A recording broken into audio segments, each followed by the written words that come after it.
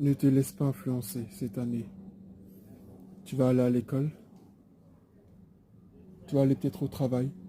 Ne te laisse pas influencer. Tu sais pourquoi tu es venu. Tu sais pourquoi tu t'es levé ce matin pour aller à l'école. En tant qu'enfant de Dieu, ou même si tu n'es pas chrétien, ne te laisse pas influencer.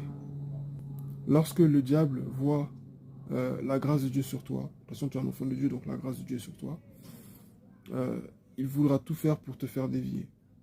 Parce que si tu dévies, ça fait un mauvais témoignage. Comment tu peux parler du Seigneur à ton camarade?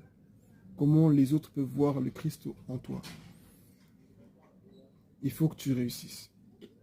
Il faut que cette année, tu ne refasses pas les mêmes erreurs que l'année passée. Je t'encourage à ne pas te laisser influencer. Ni même à l'église, ni même n'importe où. Parce que l'ennemi, quand il vise quelqu'un, il passe partout. On entend un message sur Internet, on entend un short par-ci par-là, on le sort du contexte et on fait n'importe quoi. J'aimerais t'encourager à ne pas te laisser influencer.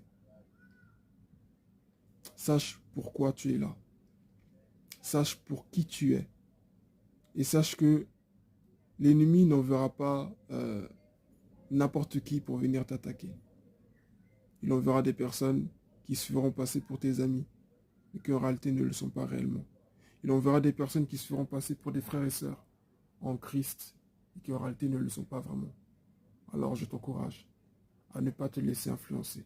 Ça me rappelle l'histoire de la Bible dans le livre des rois, où il y a un prophète venant de Juda qui a fait des exploits vraiment extraordinaires pour le Seigneur.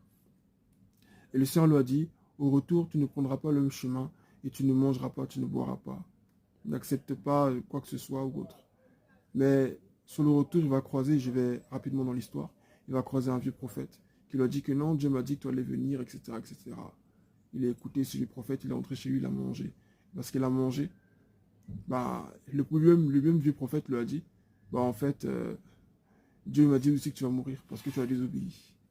Et effectivement, ce jeune prophète va sortir ce jeune prophète venant de Juda va sortir de chez le vieux prophète. Et il va se faire dévorer par un lion, et laissant son âne à côté de lui. Il est très important d'écouter le Seigneur et de rester fidèle à ce que Dieu a dit dès le départ. Peut-être que tu as commencé une œuvre à la maison, peut-être que tu vas aller à l'école cette année, peut-être que tu as commencé un travail, commencé une entreprise, quel que soit ce que tu vas commencer de faire, rappelle-toi de ce que Dieu t'a dit au départ, rappelle-toi de l'esprit dans lequel tu es venu au départ, rappelle-toi de la base et sois fidèle à ce que Dieu t'a dit. Ne te laisse pas influencer. Amen.